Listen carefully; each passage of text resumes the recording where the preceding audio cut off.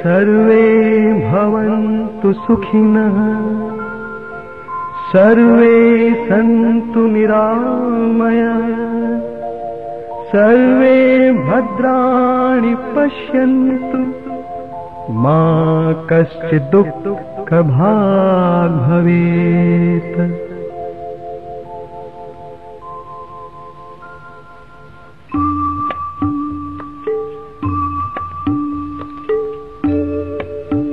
हे ईश सब सुखी हो, कोई न हो दुखारी, सब हो निरोग भगवन, धन दान के भंडारी। सब भज भाव देखे, सन्मार्ग के पथिक हो, गोया न कोई होवे जग में जो प्राणधारी। हे ईश सब सुखी हो, कोई न हो दुखारी, सब हो निरोग भगवन, धन दान के भंडारी।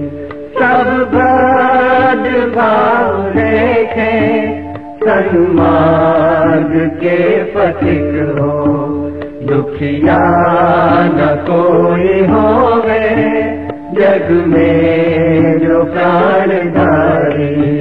हे ईश सब सुखी हो, कोई न हो दुखारी।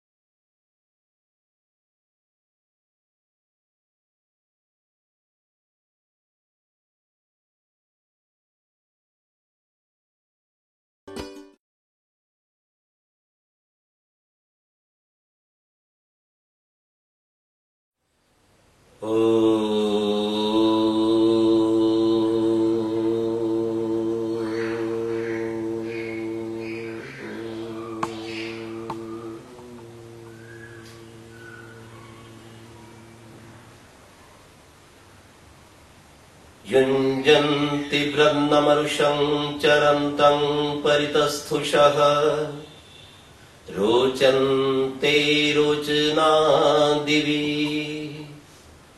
ॐ यदङ्गाशुषे त्वमग्ने भद्रं करिष्यसि, तवेतत् सत्यमङ्गिरः। ॐ नमस्ते अस्तु पश्यत पश्येमा पश्यत पश्येमा पश्यत पश्येमा पश्यत। ॐ शान्तिः शान्तिः शान्तिः।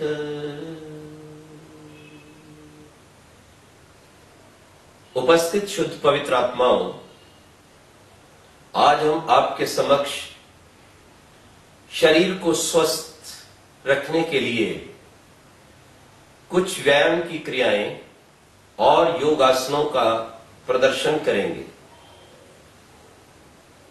शरीर माध्यम खलु धर्म साधनम। जितने भी संसार के धर्म कर्म हैं, उन सब की आधारशिला ये शरीर है। यदि शरीर स्वस्थ है तो मन भी स्वस्थ है, और यदि मन स्वस्थ है तो अपनी जीवन यात्रा प्रसन्नता पूर्वक जीवन के लक्ष्य तक पहुंच सकती है। इसलिए परमपिता परमात्मा ने अपनी वेदवाणी में कहा है, अश्मा भवतु दस्तन, ओ मानव अपने शरीर को चट्टान के समान कठोर बना। भूयश्च शरदा शतात, तू 100 वर्ष से भी अधिक जीने वाला बन। मृत्यु पदम योपयंत, मृत्यु को पैर को उखाड़ करके दूर करता जा, तुझे कदापि मृत्यु छू भी ना पाए। इसलिए आयुर्वेद के आचार्यों ने प्रत्येक मनुष्य को स्वस्थ रहने के लिए, मानसिक शांति के लिए और साधना में सफलता प्राप्त करने के लिए व्यायाम को अनिवार्य बताया है। और जो व्यक्ति प्रतिदिन योगाभ्यास करता है, प्राणायाम करता है, व्यायाम करता है, योग आसनों का अनुष्ठान करता है, वह व्यक्ति बिना रोग के अपने शरीर की शक्ति को बढ़ाकर मानसिक शांति से युक्त होकर जहां समाज की सेवा कर सकता है, वहां प्रभु की साधना में सफल हो सकता है। जिस तरह से किसी भी मशीन को ठीक रखने के लिए और उससे पूर्ण लाभ उठाने के लिए हम प्रतिदिन उसकी सफाई करते हैं, उसको चलाते हैं, उसको तेल देते हैं, और वह मशीन जीवन भर हमारे काम आती है। यही स्थिति अपने शरीर की है। सिर से पैर तक जितने भी हमारे अंग हैं, ये एक मशीन के भाग हैं। मानव भगवान के हाथ की बनाई हुई एक अद्भुत मशीन है, और यदि इस सुंदर अमूल्य मशीन का लाभ उठाना है, यदि इस रथ को मोक्ष तक ले जाना है, तो प्रतिदिन व्यायाम करना अनिवार्य है। आइए हम कुछ व्यायाम की क्रियाएं आपके समक्ष रखने जा रहे हैं, जिन क्रियाओं को प्रत्येक व्यक्ति अपने घर पर, खुले आंगन में, घर की छत पर, शुद्ध वातावरण में अथवा बाग और बगीचे में भी कर सकता है। सर्वप्रथम हम आपके समक्ष कुछ क्रियाएं जो सिर से पैर तक सरलता पूर्वक स्वस्थता प्रदान कर सकती हैं, उन्हें प्रदर्शित करेंगे। जैसे कि हमारे शरीर में सबसे ऊपर हमारी आंखें, इन आंखों को स्वस्थ रखने के लिए आंखों का व्यायाम करना चाहिए। सर्वप्रथम बिल्कुल सीधे बैठकर कमर को, स्पाइन को सीधा रखकर दूर देखिए, दूर दृष्टि, और उसके पश्चात बिल्कुल समीप देखिए, अर्थात अपने नाक को देखिए। दूर समीप, दूर समीप। उसके पश्चात बाएं और दाएं।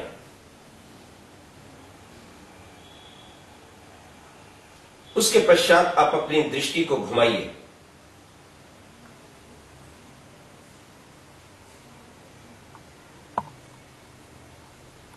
घुमाते समय ध्यान रखें कि केवल आपकी आंख की पुतली घूमे, गर्दन ना घूमे।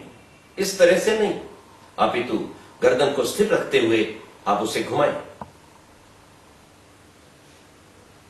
घड़ी की सुइयों के अनुसार और फिर उसके विपरीत। यदि प्रतिदिन आप ये व्यायाम करेंगे, मुंह में पानी भरकर दिन में 2-3 बार आंख में शीतल जल के छींटे लगाएंगे, तो आप अनेक रोगों से बच सकेंगे।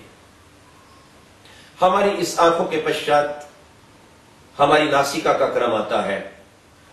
जितनी गहरे श्वास आप प्रतिदिन लेंगे, उतनी शुद्ध वायु, ऑक्सीजन आपके भीतर जाएगी, फेफड़ों को शुद्ध करेगी, और उससे रक्त शुद्ध होगा और संपूर्ण शरीर निरोग होगा।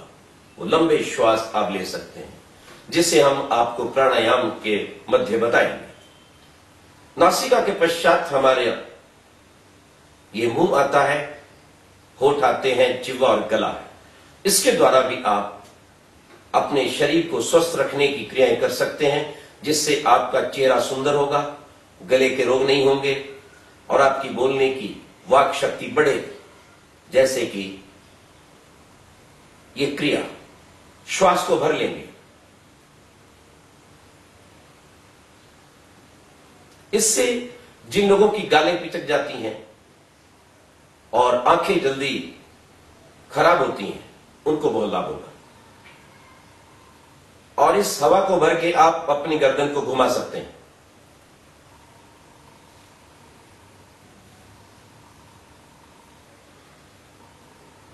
उसके पश्चात सिंह क्रिया। इससे आपके गले के रोग भी ठीक होंगे और आपकी वाक शक्ति, बोलने की शक्ति भी बढ़ेगी।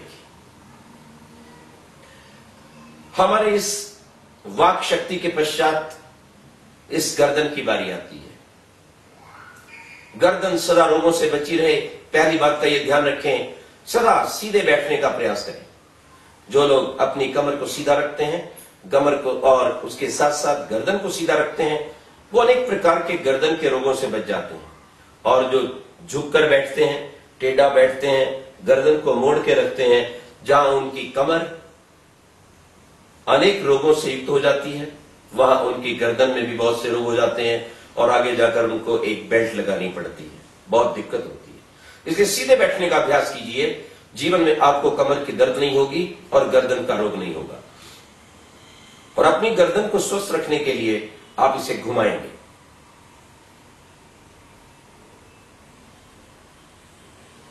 मुंह को बंद करते हुए और अपने धीरे धीरे गर्दन को इस तरह घुमाएं कि आपकी ठुड्डी आपके वक्षस्थल को छूते हुए चली जाए। इसे बहुत सावधानी से करना है, जल्दी नहीं करना है। फिर दूसरी ओर से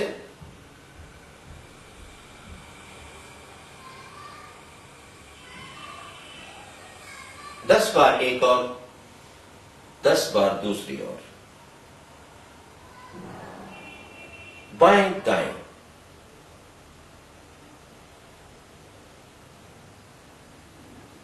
ऊपर नीचे,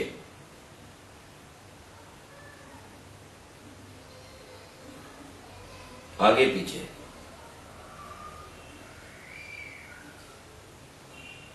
गर्दन के पश्चात बारी आती कंधों की। कंधों पर हाथ रखिए, धीरे धीरे घुमाइए।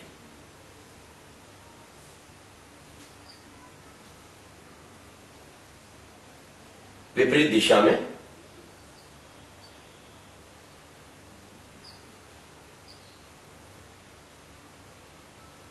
उसके पश्चात हमारी पीठ की मांसपेशियां, दोनों हाथ सिर के पीछे,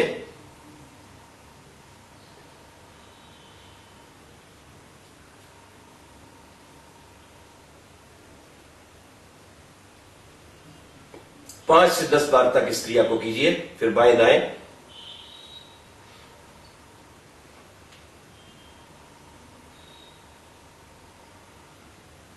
इस तरह से हमारे कंधे के नीचे की जो पीठ की मांसपेशियां हैं, उनमें शक्ति का संचार होगा और आगे चलकर आपको पीड़ा नहीं होगी, बल मिलेगा मांसपेशियों को, नस नाड़ियां भी खुलेंगी। इसके पश्चात क्रम आता है हमारी इस बाजू की पसली की हड्डियों का। इनका भी व्यायाम किया जा सकता है। देखिए, उसे हम आपके समक्ष खड़े होकर दिखाएं। बिल्कुल सावधान की स्थिति में आप खड़े हो जाएं, हाथ जंघाओं से चिपके हुए। पहले बाएं हाथ की ओर झुकें,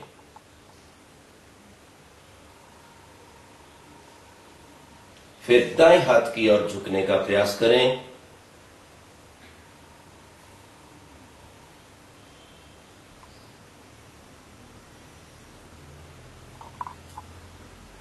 आगे और पीछे, इसे हस्तपाद आसन भी कह देते हैं।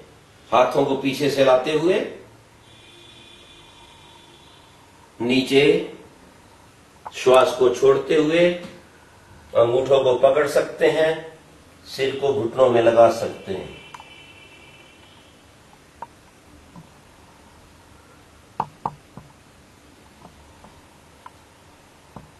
आसनों को करते समय सदा इस बात का ध्यान रहना चाहिए कि प्रातःकाल शुद्ध वायु में आसन किए जाएं, आपका पेट शुद्ध हो, मन शांत हो और पेट खाली हो, बिना कुछ खाए पिए आप ये आसन करेंगे। इस बात का आप ध्यान रखेंगे। और सर्वप्रथम जो हल्के योगासन हैं, जिनमें अधिक बल नहीं लगता, पसीना नहीं आता, पहले उन हल्के आप व्यायामों को कीजिए, तत्पश्चात भारी कीजिए। तो इस तरह से हमने आपके समक्ष ये हस्तपाद आसन किया। ये पैरों के लिए और पीठ की मांसपेशियों के लिए बहुत अच्छा है, हमारे पेट की चर्बी को कम करता है, पाचन क्रिया को शक्ति देता है। इस पेट के आसन के साथ ही एक और क्रिया है जो आप कर सकते हैं। दोनों हाथों को कमर पे रखिए, अपने पेट को आगे पीछे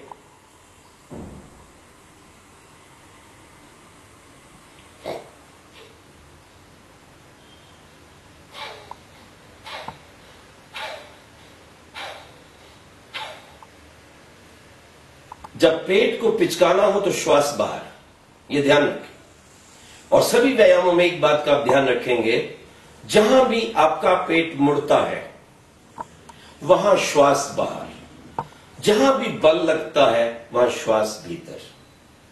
अगर आप इस तरह से इस प्राण क्रिया का ध्यान रखते हुए व्यायाम करेंगे तो आपको कई गुना अधिक लाभ होगा। ध्यान रखिए। इस पेट के बाद अब थोड़ा कमर का व्यायाम है। दोनों हाथ कमर पर रखकर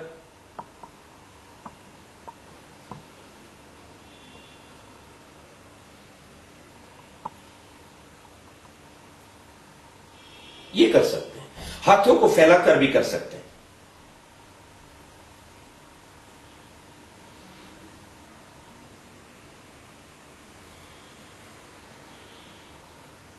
हमारी पेट और कमर के पश्चात हमारी जंघाएं आती हैं।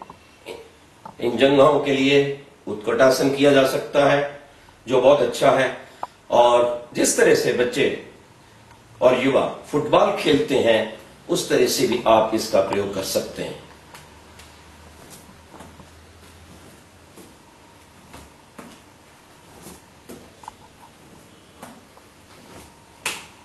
आपकी जंघाओं को शक्ति मिलेगी। जंघाओं के पश्चात घुटनों का क्रम है।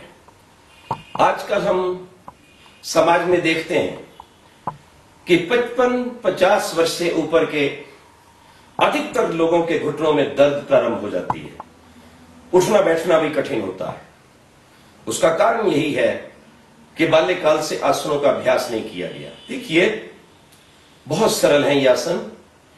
आप हाथ सामने करके धीरे से झुकिए, क्योंकि बल लग रहा है इसलिए श्वास भीतर।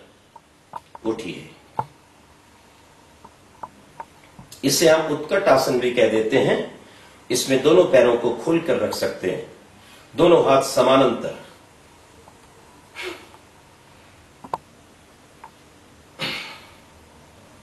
नीचे जाएं तो श्वास भीतर जहां बल लगे, ऊपर उठे तो श्वास बाहर। दूसरा अभ्यास जो घुटनों के लिए बहुत अच्छा है, दर्दों को ठीक करता है, वो है आधी बैठक। वो हर व्यक्ति लगा सकता है, भला ही उससे जमीन पर बैठा नहीं जाता, लेकिन ये काम आप कर सकते हैं। देखिए,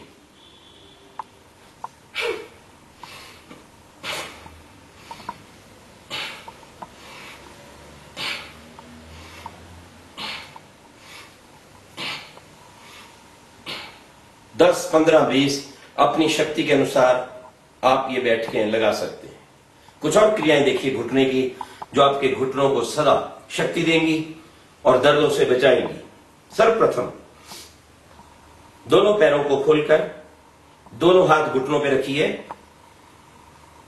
आगे की ओर थोड़ा झुककर दोनों घुटनों को अंदर की ओर घुमाइए। देखिए, 2 3 4 5, बाहर की ओर 1 2 3 4 5। अब दोनों पैरों को मिलाइए और दोनों घुटनों को मिलाकर बाएं और दाएं, 1 2 3 4 5, 1 2 3 4 5। इससे आपके घुटनों को बल मिलेगा और यदि दर्दें भी हो रही हैं तो धीरे धीरे वो भी समाप्त होंगी। परंतु ये ध्यान रखना होगा कि खान पान में असुविधा ना हो, हमारा भोजन सात्विक हो, शाकाहारी हो। चाय, कॉफी, लाल मिर्च, अचार, अंडा, मांस, शराब, अधिक तली हुई चीजों से आप बचें। जीवन को स्वस्थ रखने के लिए, निरोग बनाने के लिए दूध, फल, सादा भोजन, कम से कम मसालों का प्रयोग करें। नमक भी बहुत कम खाएं। चीनी से बचें, उसके स्थान पर लाल शक्कर का प्रयोग कर सकते हैं। थोड़ा शहद का, खजूर का भी आप प्रयोग कर सकते हैं। जिनको दर्दें हैं, यदि वह इन बातों का ध्यान देंगे तो बहुत लाभ होगा। रात को वायुकारक चीजें ना खाएं, जैसे कि चावल हैं और खीरा है, इस प्रकार की वस्तुएं ना खाएं। और रात को जल्दी भोजन कर लें 7 बजे। प्रातःकाल 8 बजे तक प्रातःराश, दूध, फल या दलिया, 12 बजे सात्विक भोजन, और बहुत भूख लगे तो 4-5 बजे थोड़ा रस या दूध, और सायंकाल 7 बजे भोजन। पानी आचमन के रूप में पीकर भोजन शुरू करें और बीच में आवश्यकता पड़े भोजन शुष्क हो 2-3 घूंट पिए। अंत में मंत्र बोलकर 1 घूंट पिए और अधिक यदि प्यास हो तो उसके पश्चात आप 1.25 घंटे के बाद जल पिए। यदि छाछ हो तो वो आप पी सकते हैं, वो अत्यंत लाभदायक है, अमृत के तुल्य कार्य करती है। ये घुटनों की बात मैंने आपको कही। आइए थोड़ा और नीचे चलते हैं, हम अपनी पिंडलियां और एडियां और पंजों की ओर।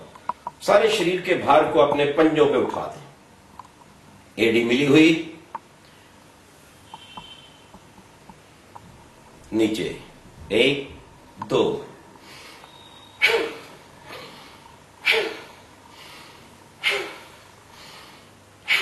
5-10 बार आप इस क्रिया कर सकते हैं।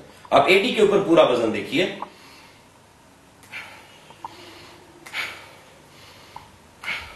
पंजों को उठाना है, एडियों पर बल देना है। अब देखेंगे आपकी नीचे जो पिंडलियां हैं उनका भी व्यायाम होगा और उंगलियों का, एडियों का व्यायाम होगा। पूरा शरीर स्थिर होगा। कुछ शरीर के भाग जो छूट गए हैं उनका भी व्यायाम आप देखिए। हमारे हाथ और कोहनियों का व्यायाम।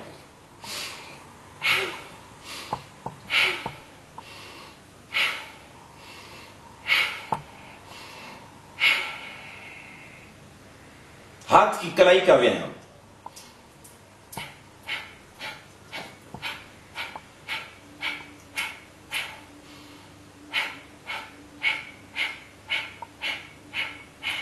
उंगलियों का व्यायाम।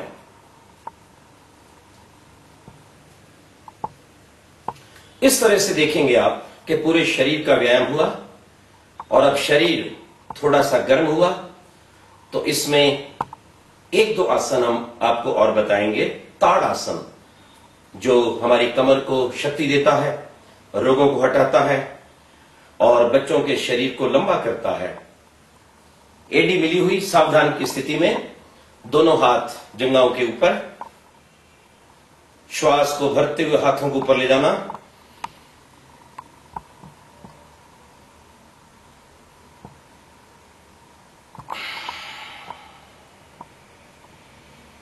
ऊपर जाते समय श्वास भीतर, नीचे आते समय श्वास बाहर। फिर देखिए इस क्रिया को।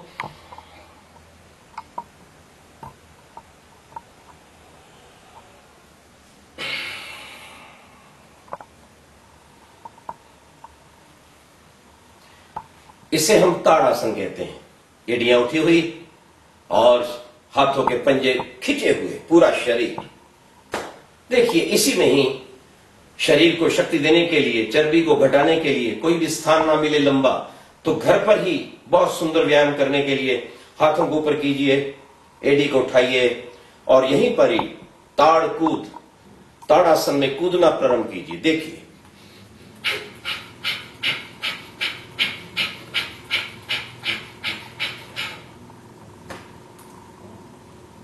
इसको आप 50 बार 100 बार धीरे धीरे बीच में विश्राम लेते हुए बढ़ा सकते हैं। एक बहुत सुंदर आसन है जो कमर के लिए भी अच्छा है, कद को भी बढ़ाता है, वो चंद्रासन है। दोनों हाथ कानों पर और श्वास को लेते हुए पीछे।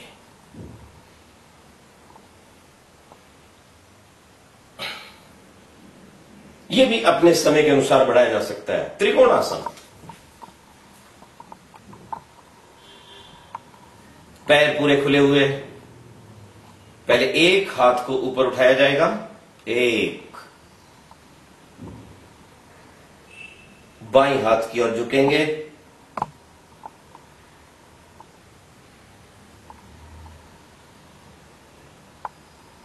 दूसरी ओर से एक,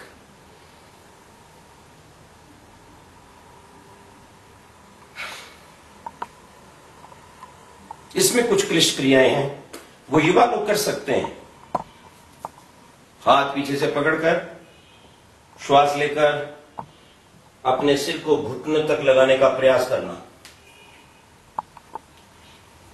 वो आप कर सकते हैं।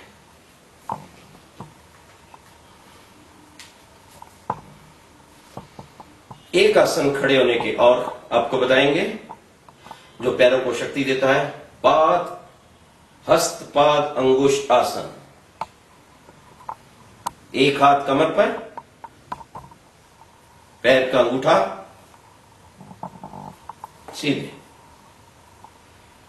दूसरी ओर से 1 2 3। ये हमने आपके समक्ष कुछ आसन जो खड़े होने के हैं वो बताए हैं।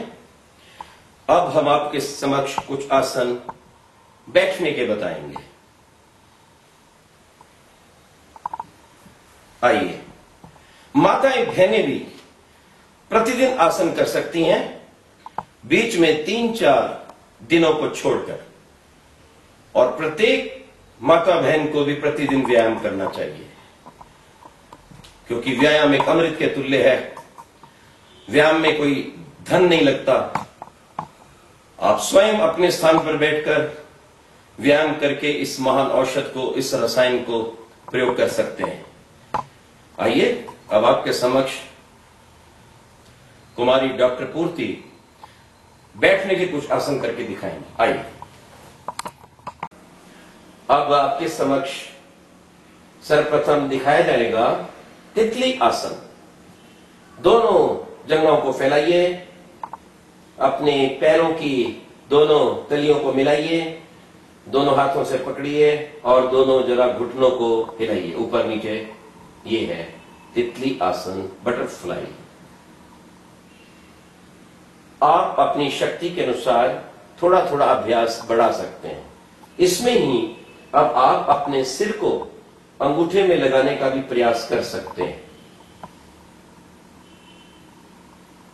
इसके साथ साथ थोड़ा सा आपको कमर का लाभ मिलेगा, परंतु एक बात ध्यान रखें, यदि कमर में किसी प्रकार की दर्द और रोग है तो आगे झुकने वाले आसन ना करें, ध्यान रखें आप। इसके पश्चात हम आपको दिखा रहे हैं सुख आसन। सुख आसन, ये सुख आसन का अभिप्राय है जिस भी स्थिति में जैसे भी बिना सिखाए आप बैठ जाते हैं उसे सुख आसन कहते हैं। हाथ घुटनों पर भी हो सकते हैं, हाथ आगे भी हो सकते हैं, ये आपकी सुविधा पर निर्भर करता है। इसमें बैठकर भी आप अपनी ध्यान साधना कर सकते हैं। कुछ ये आसन जो आपके समक्ष दिखाए जा रहे हैं ये साधना के लिए आसन है। वस्तुतः योग का मुख्य उद्देश्य परम पिता परमात्मा की प्राप्ति है। योग का वास्तविक अर्थ परमात्मा का ध्यान है, साक्षात्कार है। इसलिए जिस धातु से योग शब्द सिद्ध हुआ है, युज समाधौ, समाधिस्थ होना, परमात्मा के आनंद को प्राप्त करना, एक ऐसी स्थिति का आ जाना जब आप शरीर को भूल जाएं, कोई विचार ना आए, केवल भगवान का आनंद आए। वो तभी हो सकता है जब आप जिस आसन पर बैठकर योग कर रहे हैं वो आसन बिल्कुल स्थिर हो। इसलिए ऋषि पतंजलि ने कहा स्थिर योग स्थिर सुखम आसन, जिसमें स्थिरता पूर्वक सुख पूर्वक आप बैठ सकते हैं, उसे ही योग आसन कहते हैं, स्थिर सुखम आसन। इसलिए इस सुखासन के पश्चात हम आपको दिखा रहे हैं स्वस्ति आसन, जिसमें एक जंघा के नीचे एक पैर और दूसरी जंघा पर दूसरा पैर और दोनों हाथ अपने कंधों पर रख सकते हैं। महर्षि देव दयानंद, जिन्होंने अपने राष्ट्र को स्वतंत्र करवाने के लिए, नारी शक्ति का मान बढ़ाने के लिए, दुनिया में पुनः मानवता को लाने के लिए वेदों का प्रकाश किया था, आपने उस देव दयानंद को इस आसन में देखा होगा। बहुत अच्छे। इस आसन के पश्चात अब हम कर रहे हैं पद्म आसन। ये घुटनों के लिए बहुत अच्छा है, घुटनों की शक्ति को बढ़ाता है। एक पैर एक जंघा पर, दूसरा पैर दूसरी जंघा पर, दोनों हाथ सामने, हाथों पर हाथ, जैसे कमल की आकृति बनती है, इस तरह ये आसन पद्म आसन कहलाता है, जो हमारी जंघाओं को, घुटनों को शक्ति देता है। और ध्यान अवस्थित होने के लिए अपने भृकुटी में अथवा हृदय में मन को टिका कर एक बार ओम का उच्चारण कर सकते हैं।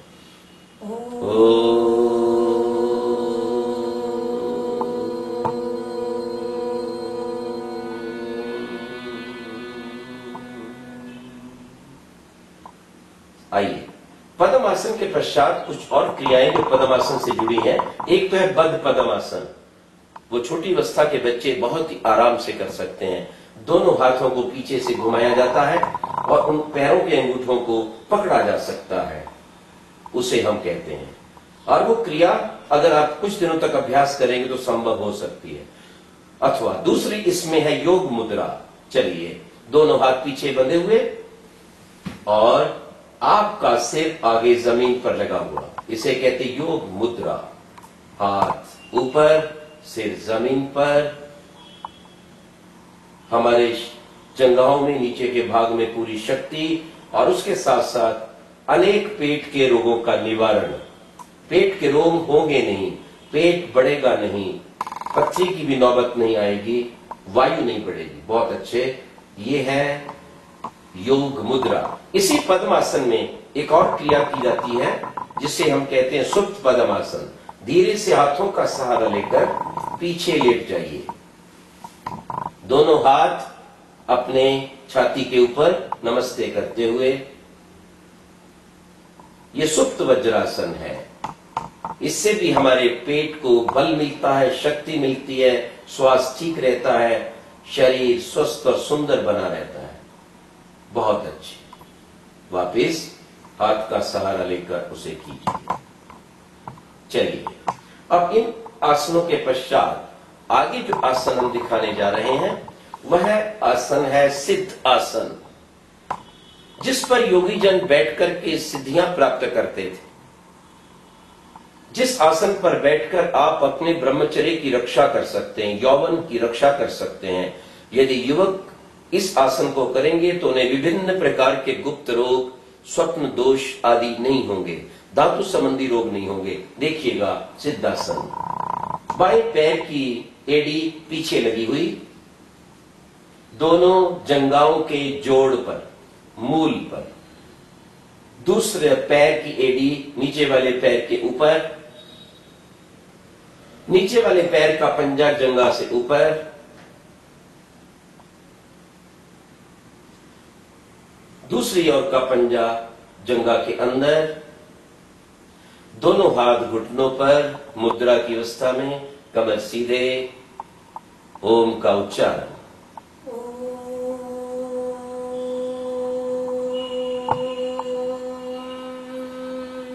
इस आसन में बैठकर भी आप संध्या, योग, साधना कर सकते हैं।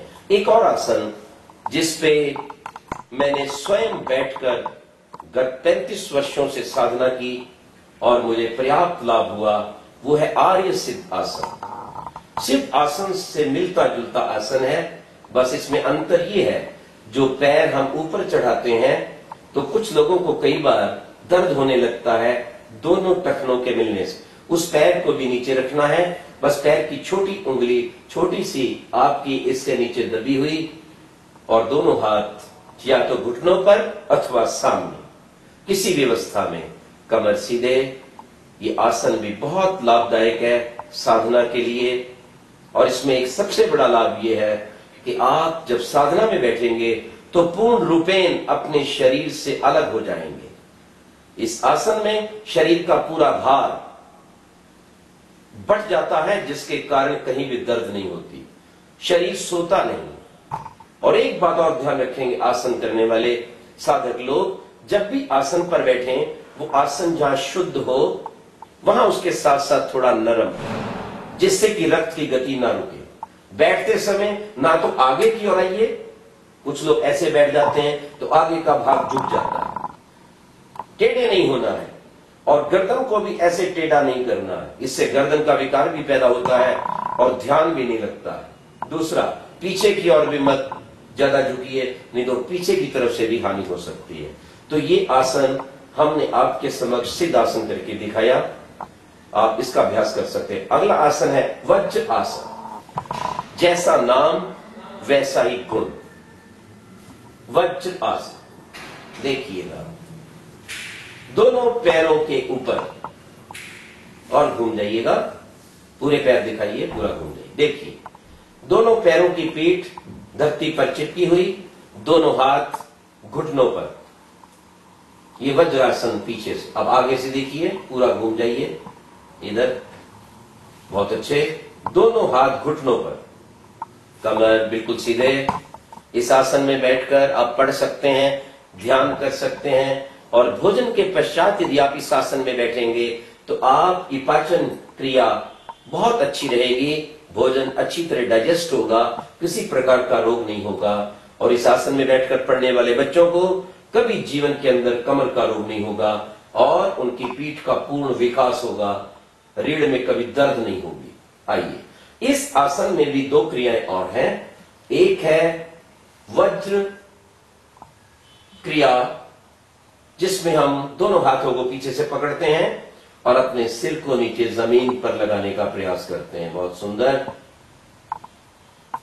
आइए, दूसरा, पीछे लेटने की क्रिया, थोड़ा सहारा लेकर घुटनों को थोड़ा फैलाकर। यह है सुप्त वज्रासन। थोड़ा ठुड्डी को ऊपर उठा दीजिए, बहुत अच्छे।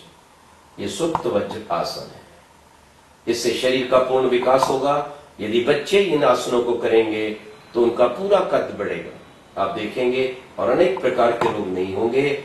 घुटनों में, पैरों में शक्ति 100 साल तक भी बनी रहेगी। बहुत सुंदर। ये वज्रासन, ये बैठने का आसन। और इसके पश्चात आगे बैठने के आसन का जो क्रम है उसमें आता है गोमुख आसन। चलिए, एक पैर के ऊपर दूसरा पैर, घुटना आगे मिला हुआ। चलिए, एक हाथ पीछे, एक हाथ ऊपर, पीछे से दोनों पंजों को, उंगलियों को मिला लेना। देखिएगा पिछली ओर से,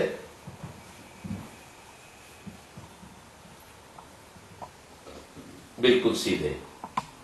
यह भी हमारे शरीर को स्वस्थता प्रदान करता है, कमर को शक्ति देता है और व्यक्ति में जीवन भर लचक बनी रहती है, रोगों से बचा रहता है। बहुत सुंदर। चलिए,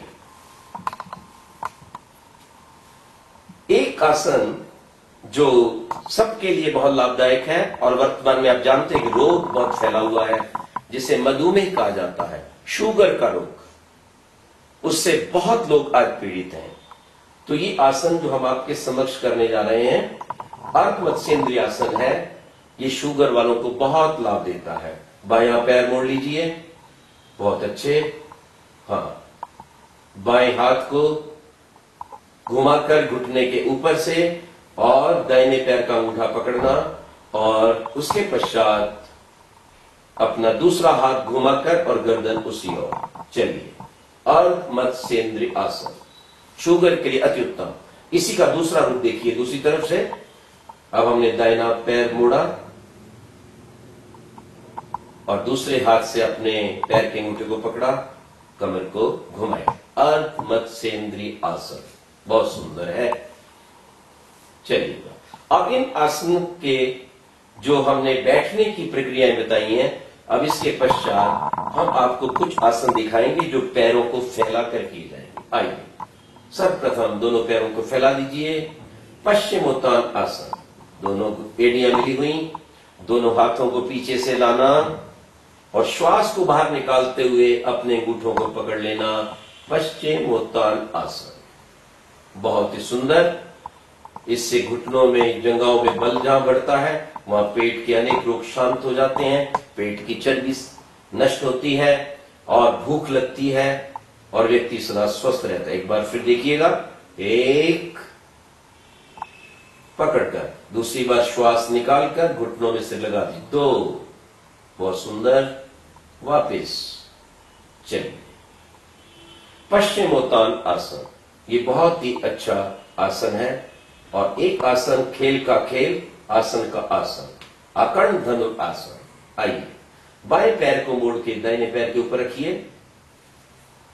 हाँ, चलिए, और अपने दाहिने हाथ से इस अंगूठे को कान तक ले जाइए और बाएं हाथ से अपने दाहिने हाथ का अंगूठा पकड़िए। चलिए, एक और छोड़िए, दो, बहुत सुंदर। चलिए, दूसरी ओर से देखिए, अकर्ण धनुरासन, खेल का खेल, आसन का आसन।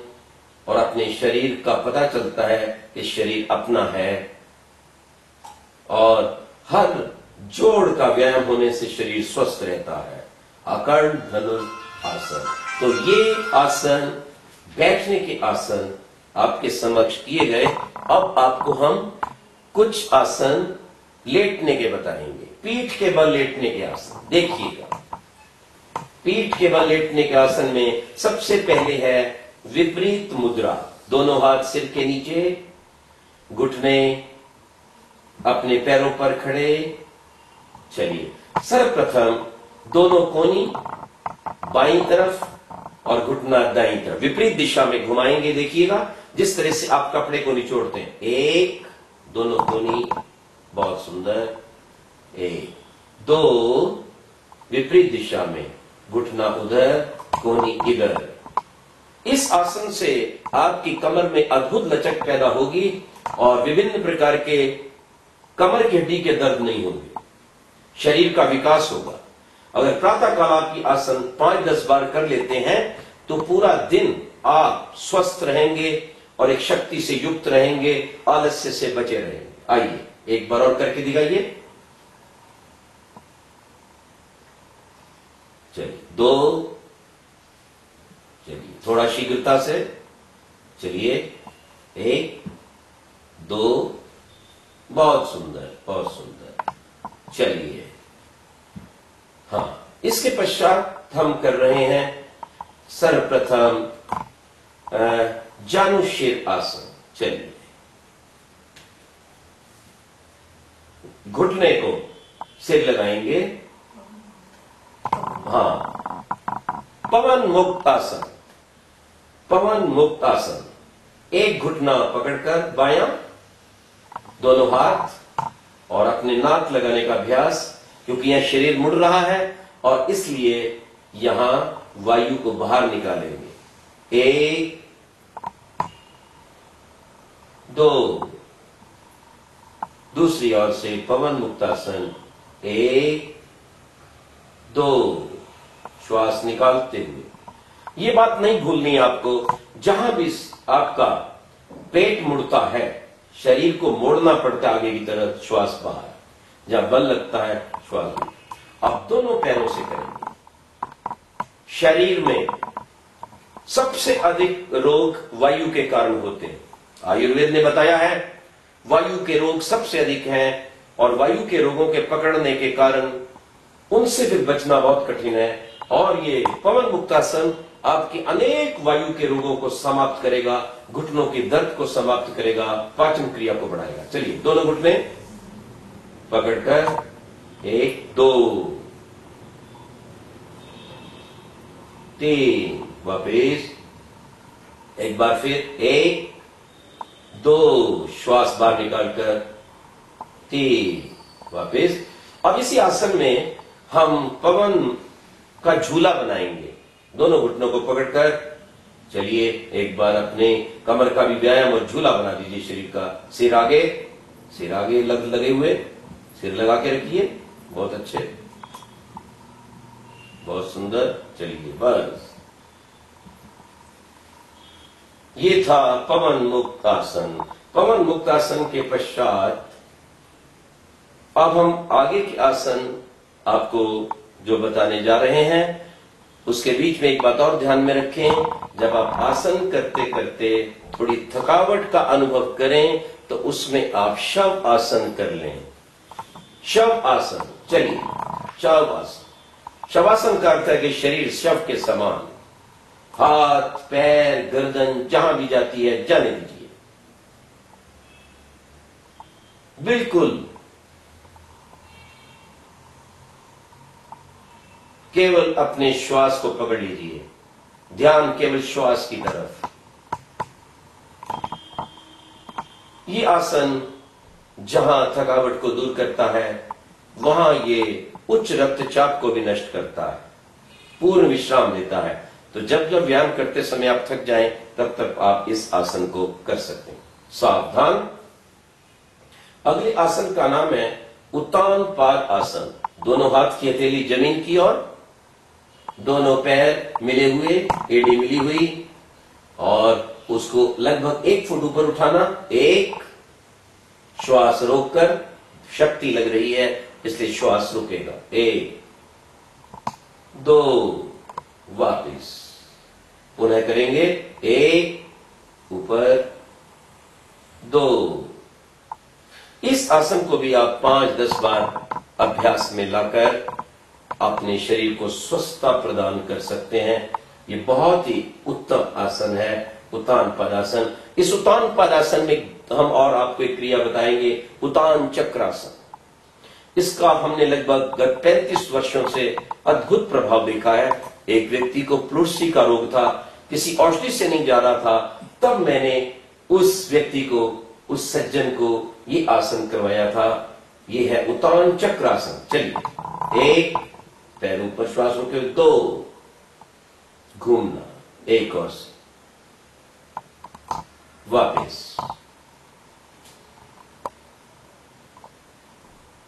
थक गए हो तो थोड़ा विश्राम, अन्यथा पुनः दूसरी ओर से घुमाएंगे। 1 पैर ऊपर, 2 श्वास भीतर, 3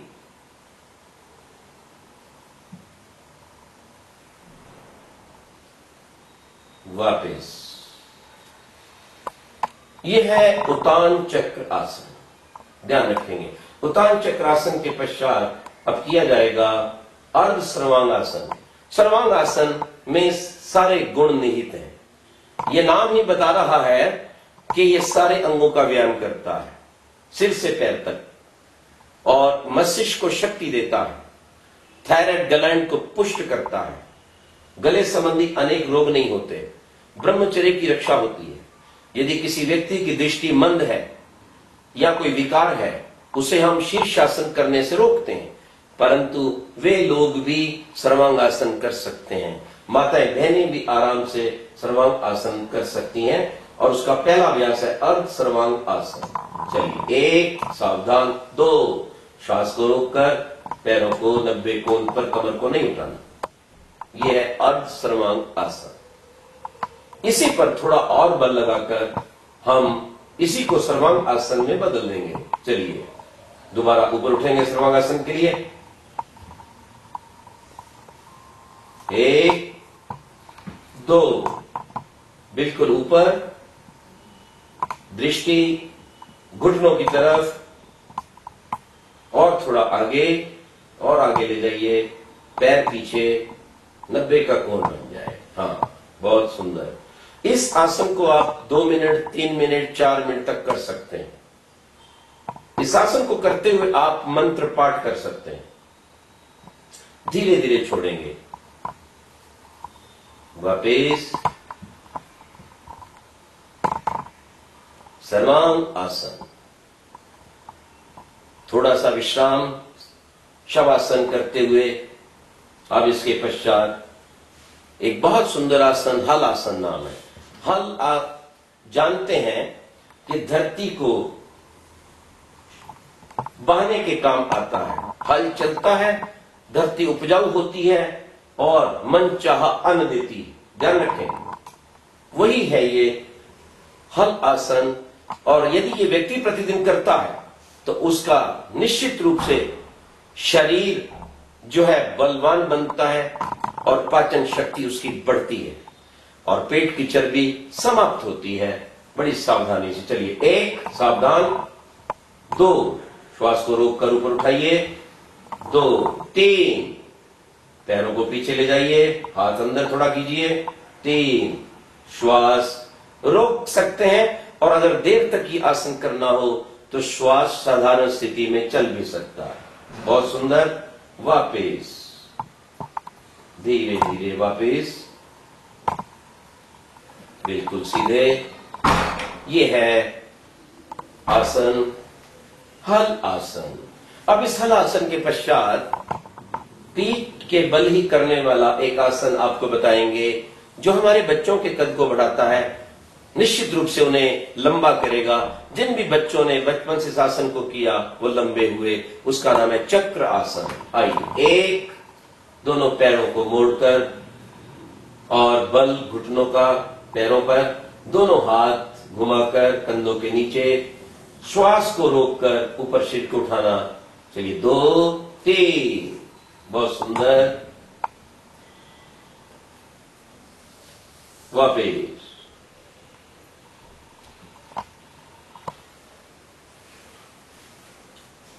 ये चक्रासन यथा योग्य आप इसका अभ्यास कर सकते हैं। ये पीठ के बल किए जाने वाले आसन यहां पर समाप्त होते हैं।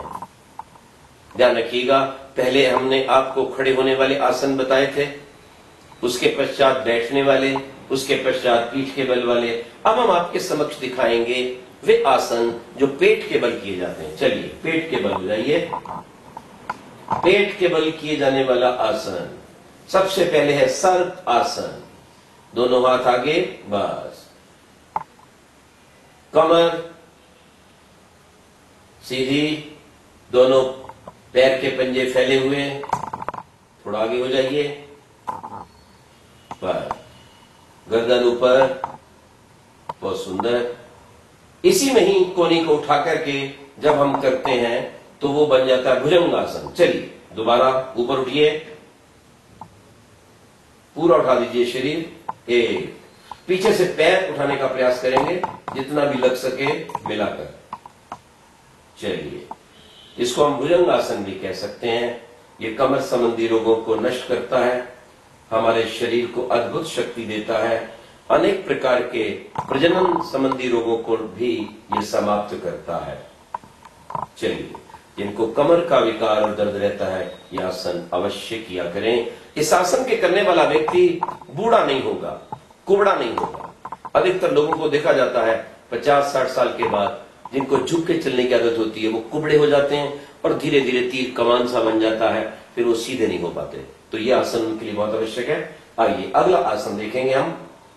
ये है शलभ आसन। दोनों हाथ की हथेली जमीन की तरफ, जंघा के नीचे, दोनों पैर मिले हुए, माथा लगा हुआ सामने, श्वास को रोककर दोनों पैरों को ऊपर उठाना। चलिए, 1 उठाइए दोनों पैर पीछे से, 1 और हो गया, 2 एक बार फिर अभ्यास करेंगे। चलिए, 1 श्वास भीतर, 2 पैर ऊपर, वापिस। बहुत सुंदर, बहुत अच्छे। अब इसमें एक आसन और आपको दिखा रहे हैं जिसको हम खग आसन और विमान आसन भी कहते हैं। चलिए, दोनों हाथ बाजू में फैले हुए और श्वास रोककर पैरों को भी उठा दीजिए, 2 हाथों को चलाइए पक्षी की तरह, प्रयास कीजिए, गर्दन ऊपर। बहुत ही अच्छा आसन है ये भी। चलिए, बहुत सुंदर ये आसन है। अब इसमें हम आपको दिखा रहे हैं धनुर आसन। धनुष को कहते हैं, यानी पीछे से धनुर बना देना, शक्ति को प्राप्त कर देना, कमर को ठीक रखना, अपने शरीर पर अपना अधिकार होना। हमारे हाथ हमारे पैरों को पकड़ सकते हैं कि नहीं? तो अगर आप पकड़ सकते हैं तो इसका मतलब आपका शरीर ठीक है, आपके अधीन है। नहीं पकड़ सकते तो समझो अधीन नहीं है। चलिए, दोनों पैरों को पकड़ना, 1, श्वास को भीतर 2, सिर को उठाना 3, ऊपर 3। यह है धनुरासन। और इसी धनुरासन में थोड़ा सा अगर आप घूम जाएंगे तो पेट का बहुत अच्छा व्यायाम होगा। सिर ऊपर,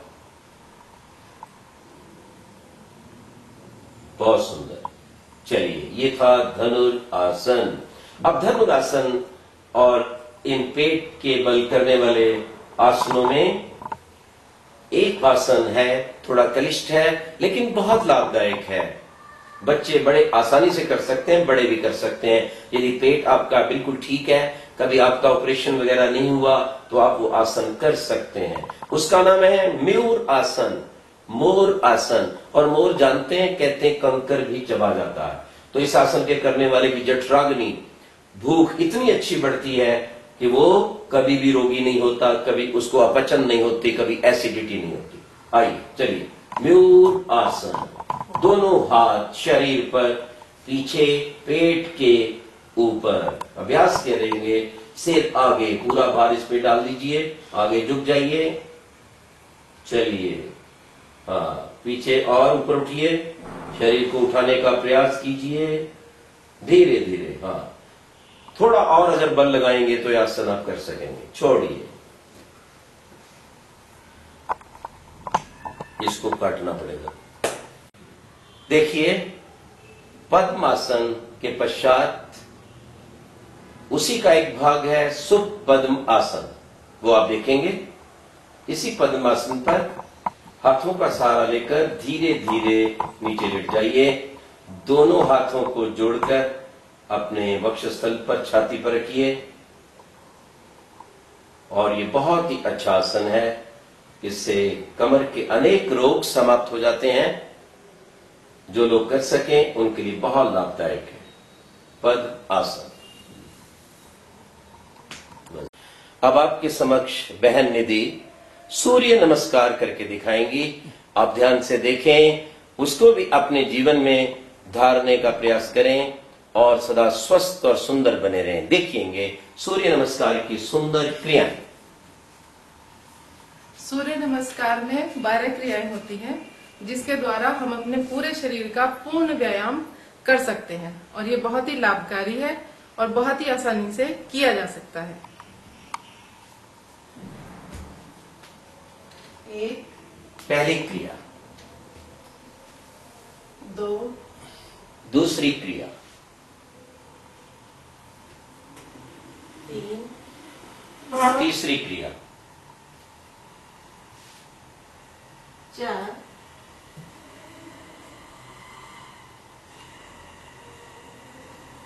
5, 6, पूरा शरीर जमीन पर छठी क्रिया में। 7, फिर ऊपर उठना भुजंगासन की तरह, 7वीं क्रिया। 8, पुनः अपनी कमर को उठाना, जैसे युवक दंड भी लगाते हैं। एक घुटना आगे, 9वीं क्रिया।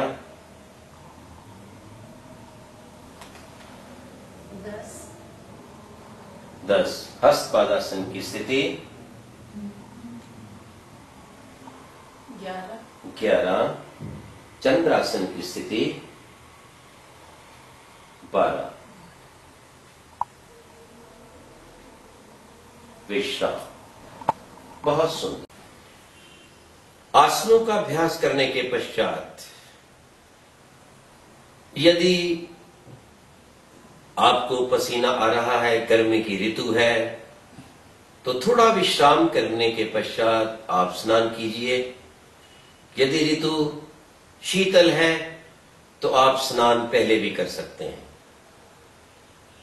और साधना के निमित्त शरीर को स्वस्थ रखने हेतु, निरोग रखने हेतु प्राणायाम का अभ्यास कीजिए।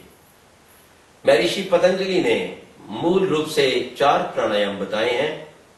बाह्य कुंभक, श्वास को बाहर निकालकर बाहर ही रोक देना। अभ्यंतर कुंभक, श्वास को भीतर लेकर भीतर ही रोक देना।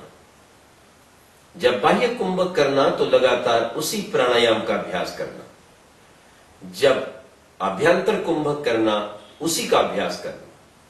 तीसरा प्राणायाम महर्षि पतंजलि द्वारा बताया गया है स्तंभ वृत्ति, श्वास को जहां का तहां रोक देना। और चौथा है बाह्य अभ्यंतर विषाक्षेपी, जब श्वास बाहर रोका हुआ है और अंदर आना चाहता है तो उसे और बाहर निकाल देना। और जब श्वास भीतर रुका हुआ हो और बाहर आना चाहता हो तो उसे और भीतर ले लेना। ये 4 प्रकार के मुख्य प्राणायाम हैं। अब इन प्राणायामों से पूर्व हम आपको केवल प्राण की कुछ क्रियाएं बताएंगे जिनको प्रत्येक व्यक्ति कर सकता है। और ये बात ध्यान में रहे, प्राणायाम का पूर्ण लाभ उठाने के लिए अपने भोजन को सात्विक रखें। अंडा, मांस, शराब, चाय, बीड़ी, सिगरेट, कॉफी और वर्तमान में बाजार में मिलने वाले सॉफ्ट ड्रिंक आदि से बचिए। स्वस्थ भोजन कीजिए, शुद्ध तेल खाइए या शुद्ध घी खाइए। प्रिजर्वेटिव वाली वस्तुओं से सावधान रहिए। तो सर्वप्रथम प्राण क्रिया है उद्गीत क्रिया। उद्गीत भगवान का नाम है। ओम को उद्गीत कहते हैं। उद्गथ यानी आकाश से लेकर और भूमि तक संपूर्ण ब्रह्मांड में जो व्याप्त है उसे उपनिषद में उद्गीत कहा गया है। हम जिस स्थान पर योग शिविर लगाते हैं, हमारे उस स्थान का नाम उद्गीत साधना स्थली है, अर्थात ओम की साधना स्थली। तो उद्गीत प्राणायाम बिल्कुल सरल है। लंबा श्वास लीजिए जितना भर सकें और ओम का उच्चारण करते हुए छोड़ते जाइए।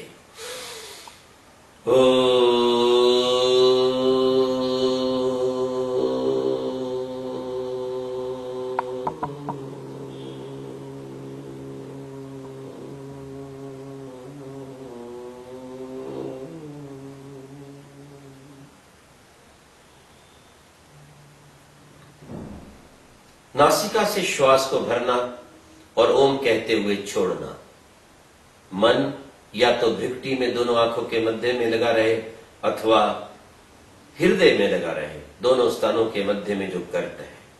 इसका अभ्यास आप 5-10 बार कर सकते हैं। स्वयं करें, प्रातःकाल सायंकाल अपने बच्चों करवाएं। इस प्राणायाम के करने से, इस क्रिया के करने से अनेक प्रकार के मानसिक रोग समाप्त होते हैं। ओम की ध्वनि की तरंगें हमारी मानसिक स्थिति को पवित्र बनाती है, बालवान बनाती है और डिप्रेशन जैसे रोगों को समाप्त करती है। इसलिए एक बार मैं फिर इसका अभ्यास आपको दिखा रहा हूं।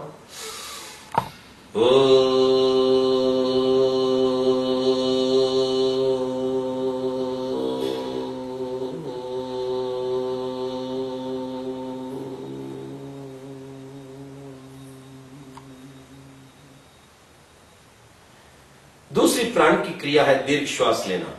इसमें बोलना नहीं है, केवल नासिका से लंबा श्वास लेना, धीरे धीरे मन में ओम का उच्चारण करना और धीरे धीरे निकालना। देखिएगा,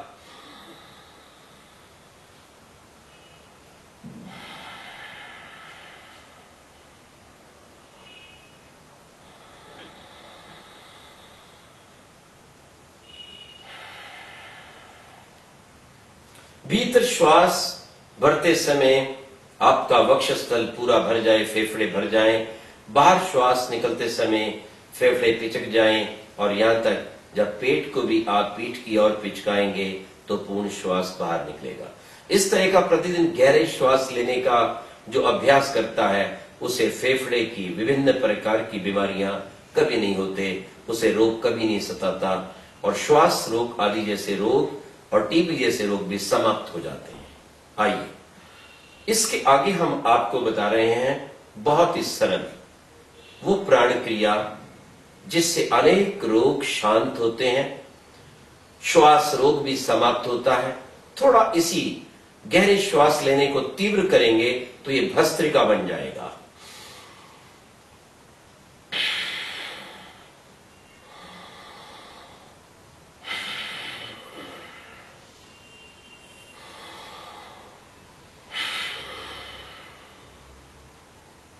बाजू कसे हुए, कमर सीधे, घुटनों पर हाथ, हाथों का दबाव, कमर झुकने ना पाए, और इसी क्रिया को थोड़ा और तीव्र किया जा सकता है।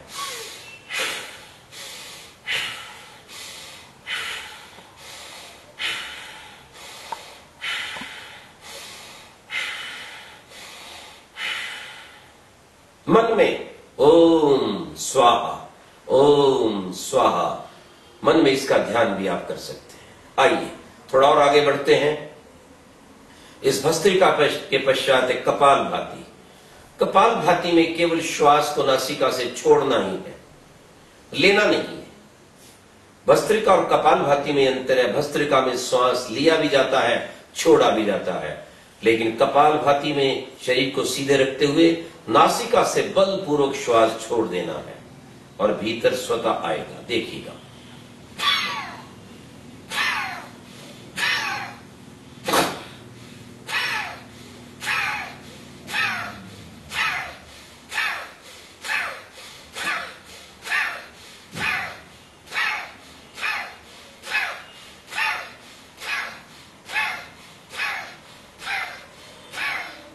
पेट को पीछे दबाते हुए, शरीर को सीधा रखते हुए श्वास को बलपूर्वक बाहर निकालना, और यह ध्यान रखना कि शरीर के शेष अंग ना हिले, केवल पेट ही हिले और अधिक से अधिक श्वास बाहर निकले और पेट पीठ की ओर पिचके।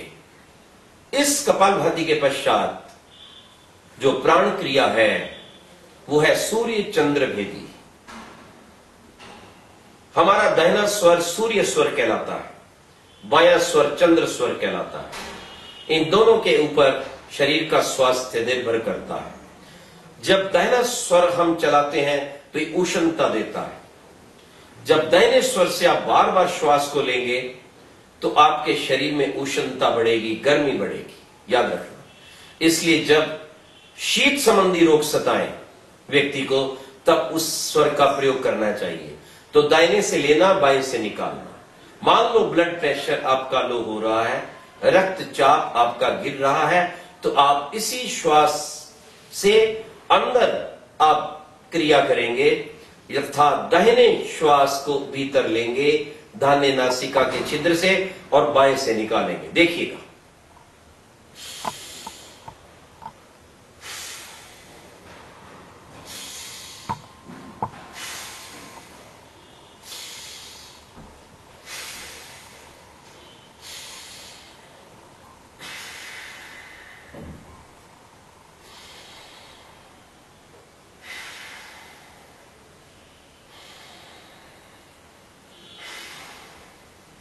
निरंतर दाहिने से लेना, बाएं से निकालना, और मन में आप ओम का उच्चारण कर सकते हैं। श्वास लेते समय ओम, बाहर निकलते समय भू, लेते समय ओम भुवः, लेते समय ओम स्वाहा। आइए, ठीक इससे विपरीत चंद्रभेदी में हम बाएं से लेकर निरंतर लगातार दाएं से निकालते जाते हैं। उससे शरीर के अंदर हमारे शीतलता बढ़ती है, और जब व्यक्ति को ब्लड प्रेशर हाई हो, उच्च रक्तचाप हो, तो लगातार यदि 50 बार ये क्रिया करेगा तो बहुत लाभ होगा। देखिएगा।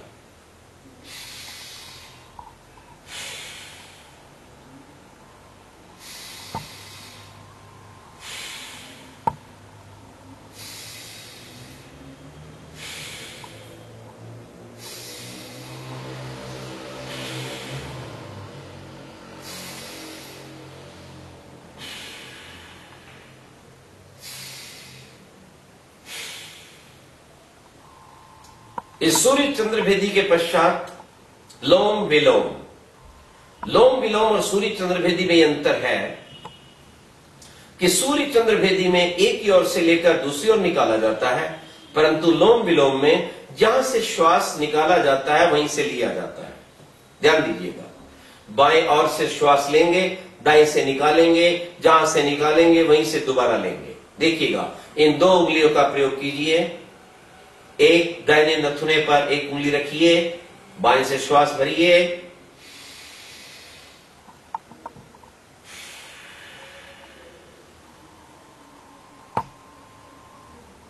दाएं से निकालिए। मन में ओम भू, ओम भुवा, ओम स्वाहा, ओम महा, ओम जना, ओम तपा, ओम सत्यम अथवा ओम स्वाहा का उच्चारण कर सकते हैं। फिर देखिए,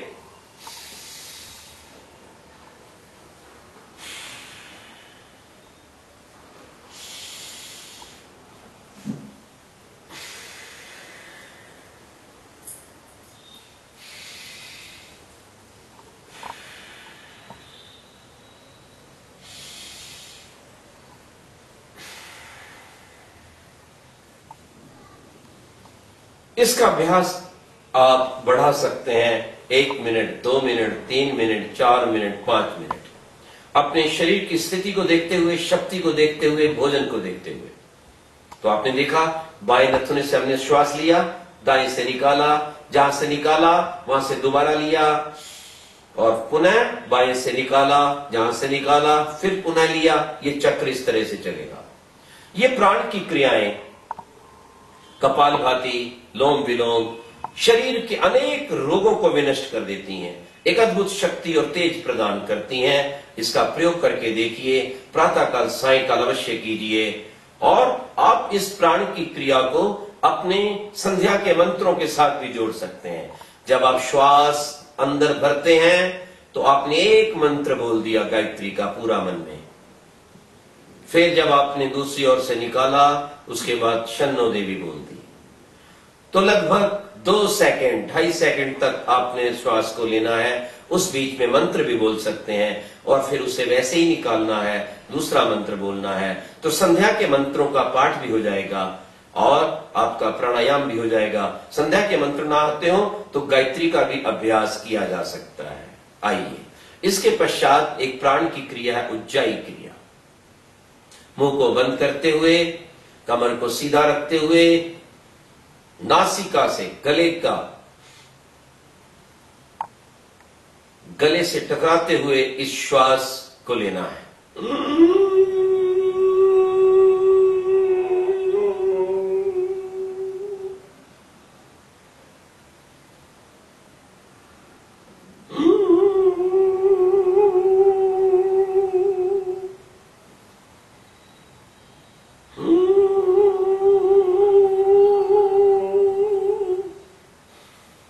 उज्जाई क्रिया, इसके करने से कफ संबंधी रोग नहीं होते, कंठ संबंधी रोग नहीं होते।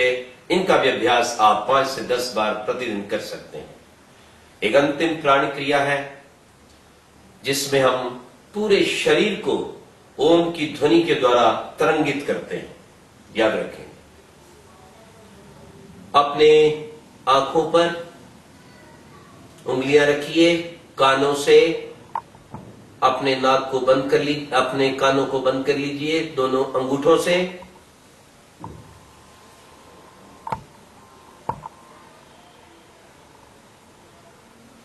और नाक से आवाज करते हुए ओम का उच्चारण। श्वास को अंदर भरकर बाहर निकालते हुए उच्चारण।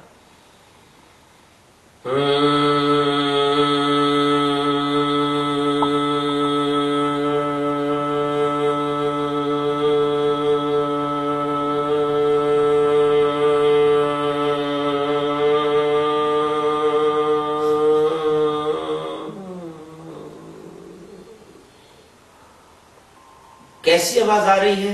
जैसे भंवरे की आती है, इसलिए इसको भ्रामरी प्राण क्रिया बोलते हैं। फिर एक बार देखिए, अपने कानों पर अंगूठे, आंखों पर उंगली, श्वास को नासिका से पूरा भर लीजिए और बाहर निकालते हुए ओम का उच्चारण।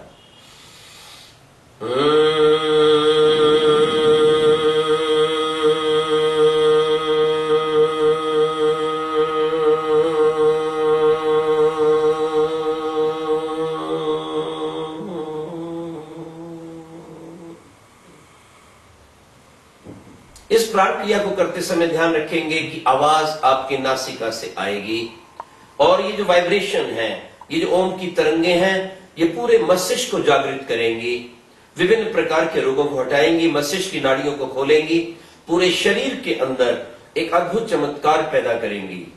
हमारे आजकल के स्वदेशी और विदेशी, भारत और भारत के बाहर के डॉक्टरों ने इस परीक्षण के ऊपर अपना निर्णय दिया कि इस प्रकार से ओम की ध्वनि करने से जो व्यक्ति डिप्रेशन से युक्त हो जाते हैं, जिनको अपनी मानसिक स्थिति पता नहीं चलती, वो भी रोग से मुक्त हो जाते हैं। तो ये कुछ प्राण की क्रियाएं हमने बताई। जब इतनी प्राण की क्रियाएं आपको आ जाएं, तब किसी अच्छे गुरु के पास बैठकर आप ऋषि पतंजलि द्वारा बताए गए उन प्राणायामों को भी सीख सकते हैं।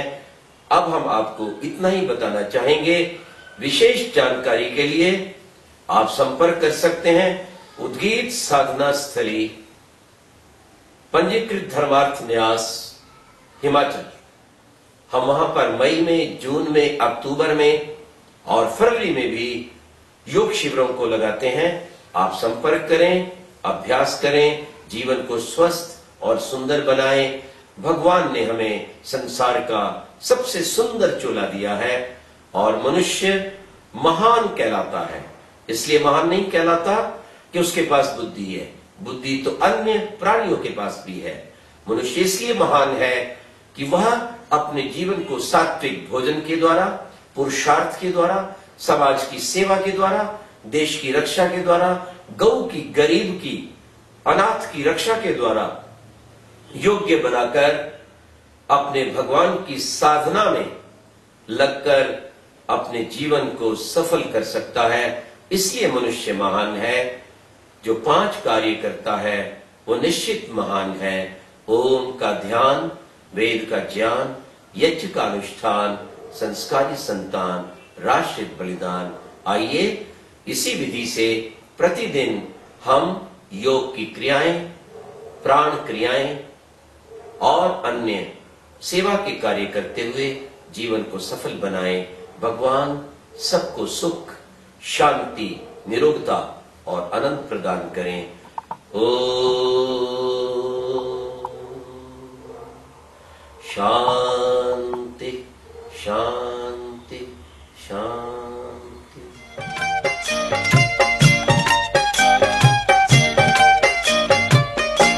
दया कर दान भक्ति का हमें परमात्मा देना। दया कर दान भक्ति का हमें परमात्मा देना। दया करना हमारी आत्मा को शुद्धता देना।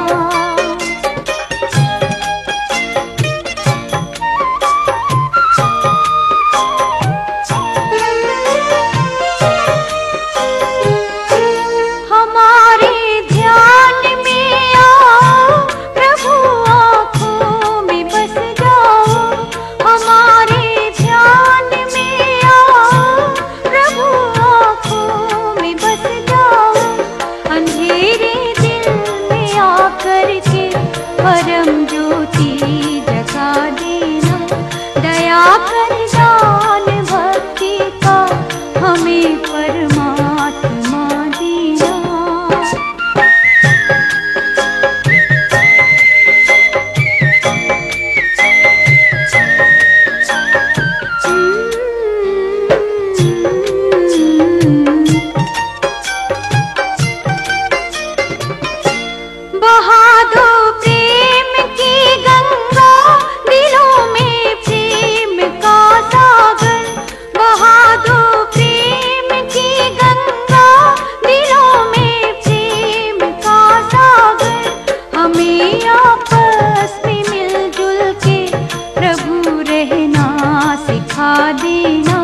दया कर दान भक्ति का हमें परमात्मा देना।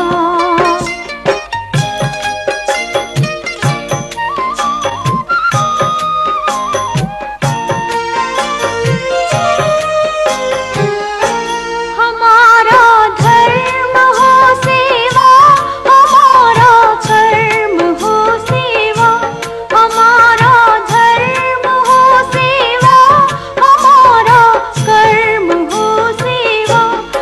तेरा ही मान हो सेवा, वो सेवक चर बना देना।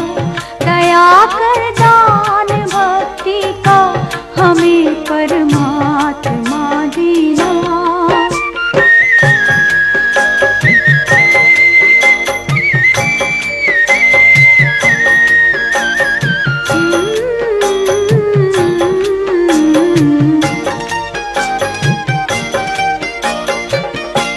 वतन के वास्ते जीना, वतन के वास्ते मरना। वतन के वास्ते जीना, वतन के वास्ते मरना। वतन पर जा फिदा करना, प्रभु